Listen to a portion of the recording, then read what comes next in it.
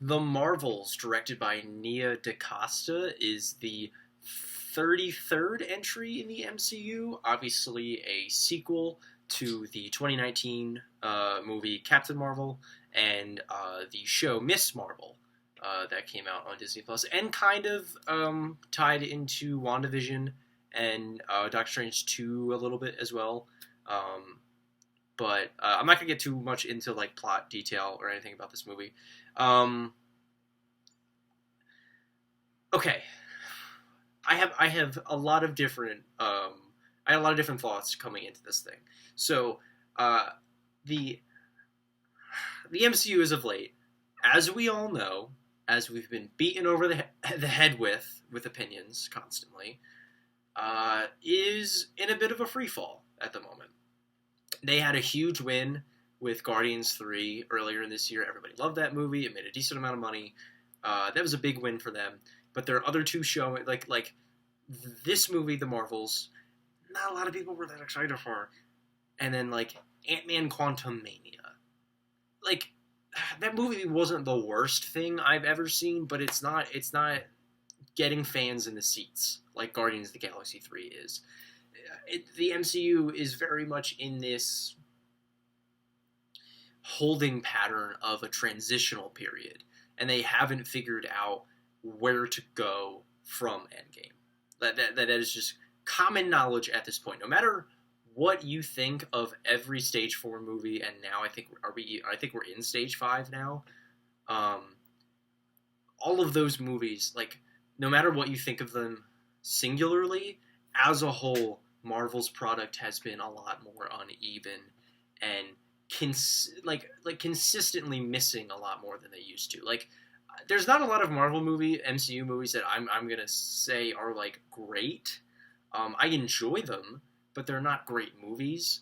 I'm like for a while I could also say there's not a lot of bad ones either. Like yeah, there's a lot of Phase One movies that I don't really like, but once we got past those growing pains, the MCU was like, you know, they were winning a lot of the time with these movies. They were fun. They were good escapism movies, and now they've just kind of, I don't know, become a product of their own downfall, really.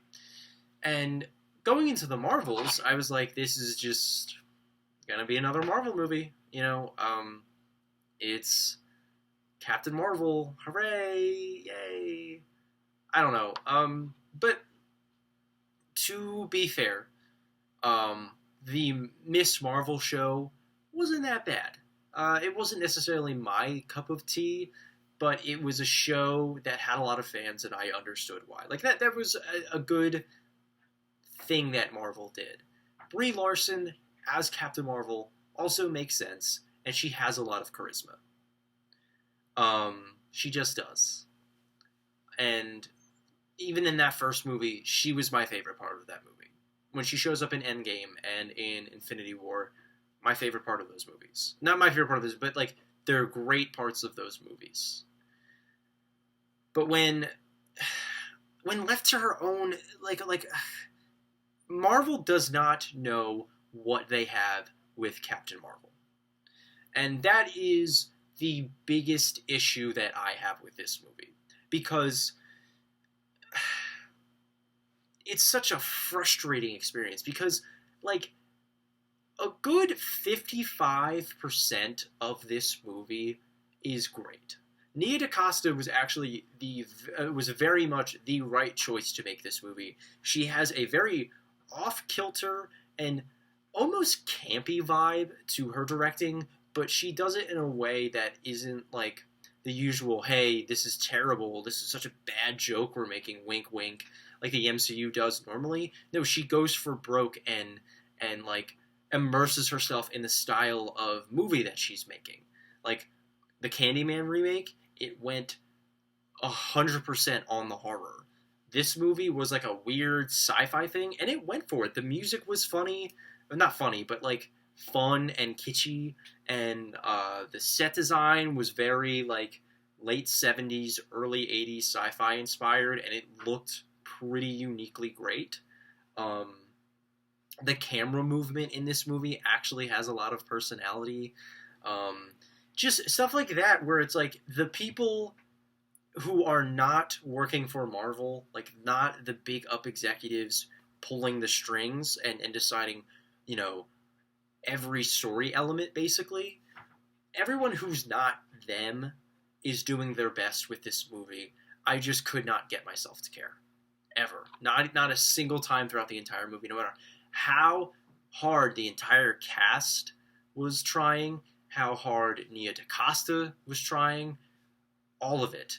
It just didn't matter in the end because this is an uninteresting movie.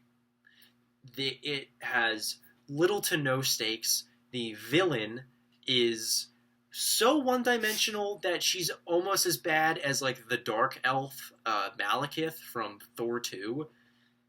Like, just they are setting Captain Marvel up to fail by not really marketing this movie all too well. Like, just writing a script that is so fundamentally flawed and making for an uninteresting story that I feel like even if you gave it to the most talented director in the world, whoever you may think that is, and they would fail. They would also make a not so great movie. And again, Nia DaCosta gave it a 10 out of like she was I felt like she was doing everything that she could.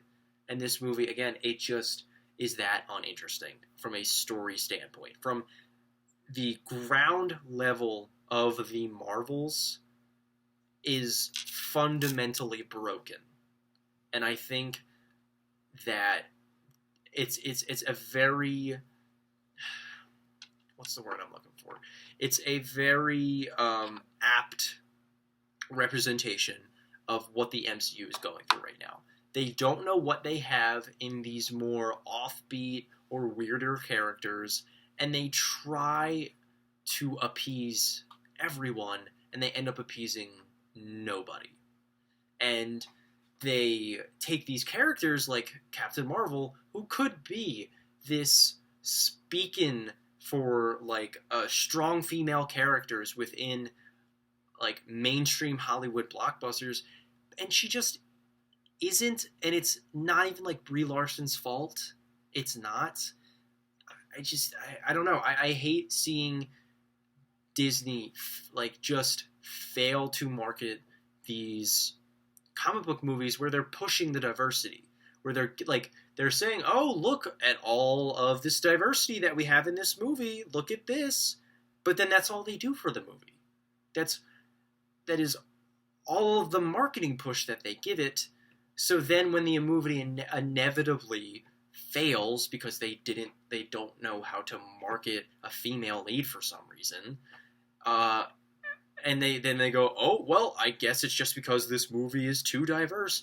No, it's because you don't put any effort into them. You don't care enough to. And it's just frustrating to see very talented and well-deserving women in the film industry be fucked over by the studios like this. Like, this is a frustrating movie because it's taking... I don't know. I'm getting on a little bit of a rant here, but I really think Disney and Marvel are starting to irk me a lot with a lot of the decisions that they're making. And another thing is that they are giving ammo to these assholes, these just prejudiced pieces of shit that are just dogging on every female actress that or even Nia DaCosta, the director of this movie, are harassing them because, oh, you're ruining the Marvel Cinematic Universe, and you're giving them those like just soulless individuals, you're giving them more ammo. And I don't know why you would do that. Okay. So I just wanted to get that out there because I didn't want this review to come off as me hating this movie just because it's a Captain Marvel movie and because Captain Marvel is a female superhero. That has been going on a little bit too much, and it's swinging back in the other direction where people are just praising this movie just because it has the diversity that, you know, Disney is like shoving, you know, like Disney is parading around like they're I don't know, they solved world hunger or something that they're patting themselves on their back constantly for. It's frustrating to see, and it's getting to a boiling point. I arguably I feel like it already has with the SAG-AFTRA and the Writers Guild, all of that closing this week. I think we kind of got to see the studios rear their ugly head with that, and also with more mainstream blockbusters like this, just failing before they can even get off even get on their own 2 feet. So, The Marvels is not a bad movie. It's not the worst thing I've ever seen, and like again, there was effort put in here, but to me at least, Disney is failing the MCU. The people in charge of the MCU are failing it, and are failing these filmmakers who genuinely just want to make quality stuff. Okay. So, The Marvels gets a C minus. I will be generous here, just because there was a lot of it that I liked that was so very much obviously not Marvel's like fingerprints all over it. The personality that this movie had in its like under the surface, I liked that, but it was just too. It's a mess of different layered problems that I've already droned on too much for. So that is my thoughts on the Marvels. I did not expect to go into that very long rant, but I did, and I think, I don't know, I'm glad I got to get that out there and kind of use this movie as like an example of how out of touch the studios are and how frustrating that must be for very well talented and well deserving filmmakers. Got a little out of breath there, but I just wanted to say thank you guys so much for watching this. Please let me know if you're feeling the same way I am, if I'm just kind of projecting my frustrations with the film world onto this movie, because I don't know, I didn't have much else to say about it. It's kind of just another Marvel movie, but the fact that it was just another Marvel movie is what pissed me off. So let me know if you share my thoughts in the comments. Yeah, just talk to me. I like the comments that you guys leave. They're always really really great, and I appreciate them a lot. So with that out of the way, Cam, do you want to say anything to our wonderful audience? Make sure to follow, like this video, and hit that little notification bell so you know whenever he posts. That's a new one. There you go. Support my wonderful boyfriend because he's awesome and really smart and deserves to be famous and everybody to see his face. Okay. Thank you for watching.